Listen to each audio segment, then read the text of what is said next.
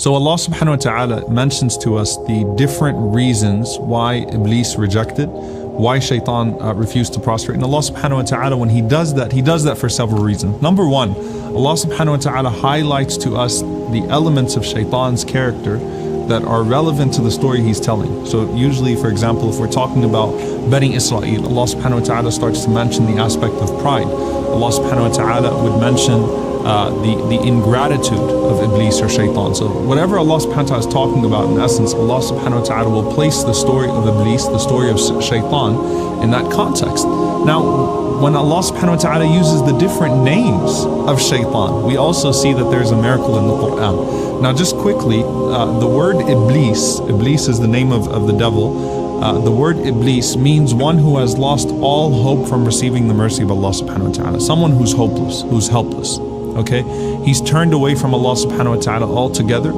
and he's completely lost hope in receiving the mercy of Allah subhanahu wa ta'ala. And like the people in the hereafter, who would be mublisun, who would be completely, devoid of any form of hope once they enter into that station for having followed Iblis. So Iblis is the ultimate hopeless creature of Allah subhanahu wa ta'ala. When Allah subhanahu wa ta'ala uses Iblis's name as Iblis, when He calls him Iblis in the Quran, it tends to be when Allah subhanahu wa ta'ala is referencing Iblis's own disobedience. Now Shaitan, on the other hand, and there are many shayateen, Shaitan isn't just exclusive to this particular devil, but Shaitan means any devil. Ash-Shaitan, the Shaitan, is referring to Iblis himself. Shaitan comes from the word shatana, which means to dig yourself deeper, to distance yourself and dig yourself deeper. So a deep well would be called shatun, okay? When Allah subhanahu wa ta'ala uses ash-shaytan to describe him, Allah subhanahu wa ta'ala is usually referring to his plots and his deception. Okay? So Iblis is more exclusive to him. Shaitan is more inclusive to everything that he does to everyone else, to everything, to how he keeps distancing himself from Allah subhanahu wa ta'ala by taking mankind away from Allah subhanahu wa ta'ala and insisting on his disobedience. Now, what is the real reason why he turned away from Allah subhanahu wa ta'ala? Why didn't he prostrate? Why didn't he make sujood? Number one, we find that Iblis first had the disease of hasad, envy. When did he have that disease of hasad and envy? From the time that he heard Allah subhanahu wa ta'ala say, Inni ja'ilun fil ardi khalifa, that I'm going to place a successor on the earth, because Iblis knew that his species, that the creation of the jinn, were incapable of that. So knowing that Allah subhanahu wa ta'ala had chosen other than him to be in charge of the earth, Iblis developed a sense of hasad, he developed a sense of envy. Then once he saw the creation of Adam alayhi salam, he developed a greater disease, which is the disease of kibr, the disease of pride, the mother of all evils. And this is something that the scholars of tazkiyah, of spirituality, often speak about.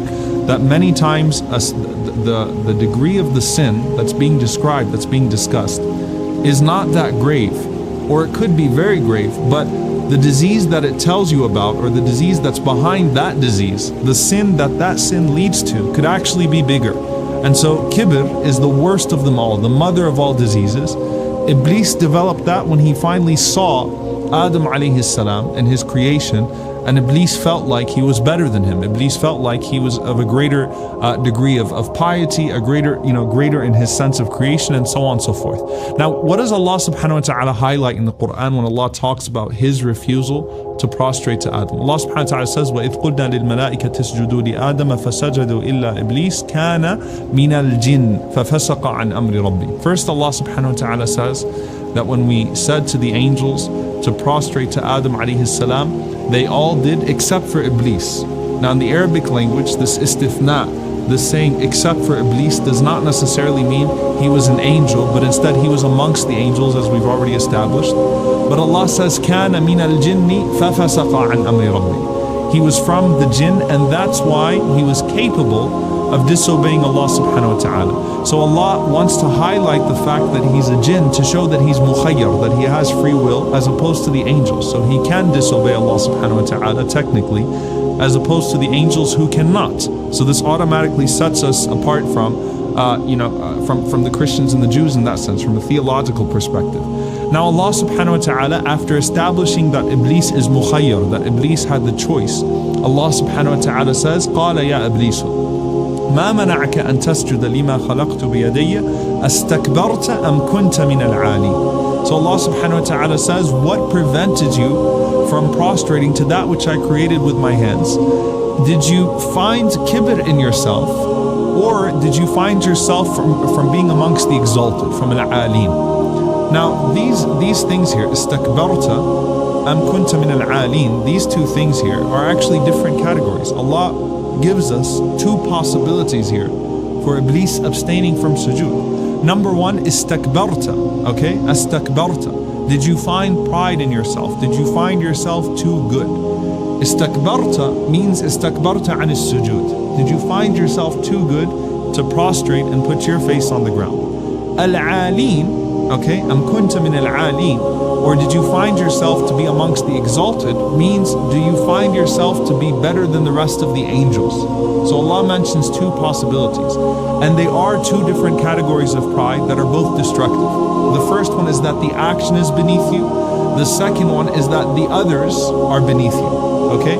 And Iblis is guilty of both. Astakbarta am kunta min al-aleen. Now Iblis, to look at the second piece of this, which is really the underestimated piece, isti'la am kunta min al-aleen, did you find yourself to be amongst the exalted? Why would Iblis feel that way? Because Iblis was the highest of the angels, or he was high, he was placed in a position amongst the highest of the angels, because he worshipped Allah subhanahu wa ta'ala for thousands of years, despite having free will, despite being mukhayyar. And just as we said earlier that that human beings surpass the rank of the angels when they choose to worship Allah subhanahu wa ta'ala, Iblis was at a greater rank. So Iblis thought that he was better than the angels, okay? And he found kibr within himself. So Allah subhanahu wa ta'ala, of course, and it's very powerful, Allah responded to his kibr by saying, فَخْرُجْ إِنَّكَ مِنَ الصَّاغِرِينَ, that get out, you are amongst the smallest of them. إِنَّكَ مِنَ الصَّاغِرِينَ, not the smallest of the angels. You are amongst the most belittled and despised of all of my creatures. So Allah subhanahu wa ta'ala belittled him due to his kibr. And that's what it is here. The more humble you are in the sight of Allah subhanahu wa ta'ala, the greater Allah makes you. Whereas the more arrogant and prideful you are, the more Allah subhanahu wa ta'ala belittles you. Now Allah subhanahu wa ta'ala mentions to us some examples of isti'la here. This idea of feeling greater than the rest of them. Allah subhanahu wa ta'ala says, وَلَقَدْ خَلَقْنَاكُمْ ثُمَّ صَوَّرْنَاكُمْ ثُمَّ قُلْنَا لِلْمَلَائِكَةِ اسْجُدُوا لِآدَمَ فَسَجَدُوا إِلَّا إِبْلِيسَ لَمْ يَكُنْ مِنَ السَّاجِدِينَ. So first, Iblis was the one that would not make sujood because he refused to be amongst those that prostrate. Allah subhanahu wa ta'ala continues in another ayah. Allah subhanahu wa ta'ala says, إِلَّا إِبْلِيسَ أَبَى أَن يَكُونَ مَعَ السَّاجِدِينَ قَالَ يَا إِبْلِيسُ مَا لَكَ أَلَّا تَكُونَ مَعَ السَّاجِدِينَ. So Iblis said, I'm not going to be amongst all of those, right? So he thought, hey, these angels are less than me, so I'm not going to be amongst them. So Iblis had kibr, not just with Adam alayhi salam, Iblis even had pride with the angels, which shows you how destructive this pride can become. And then when it came to Adam alayhi salam, finally Allah subhanahu wa ta'ala mentions the pride in that which he was created from. Why? Because the essence of Iblis's pride, what started it in the first place, was his religious pride, which shows you how dangerous it can become when you become judgmental and you start to become self-righteous.